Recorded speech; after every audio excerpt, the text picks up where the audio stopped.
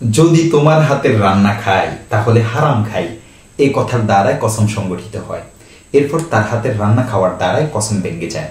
এই কারণে তার উপর কসমের কাফারা দেওয়া লাগে। কসমের কাফারা হচ্ছে 10 জন মিসকিনকে 2 বেলা তৃপ্তি সহকারে খানা খাওয়ানো অথবা প্রত্যেককে এক জোড়া করে বস্ত্র দেওয়া।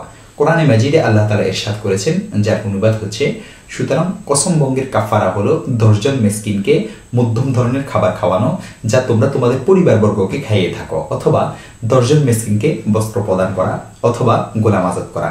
সূরা মায়েদা 89 নং আয়াত।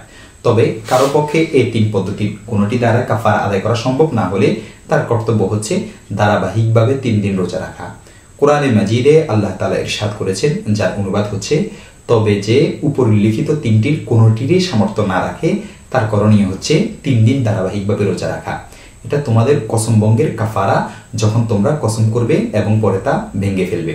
দেখতে পারেন সূরা মায়েদা 89 নং আয়াত, ফাতহুল কাদির 4 নং খণ্ড 372 নং পৃষ্ঠা, রদ্দুল মুখতার 3 নং খণ্ড 729 নং পৃষ্ঠা, আহকামুল কোরআন লিল জাসসাস 2 নং খণ্ড 461 নং পৃষ্ঠা, শরহ মুখতাসারিত তাহাবি 7 নং খণ্ড 397 নং পৃষ্ঠা, ফাতাওয়া হিন্দিয়া 2 নং খণ্ড 61 নং পৃষ্ঠা, তাবিয়িনুল হাকায়েক 3 নং খণ্ড 430 নং পৃষ্ঠা ও 431 নং পৃষ্ঠা ও 432 নং পৃষ্ঠা।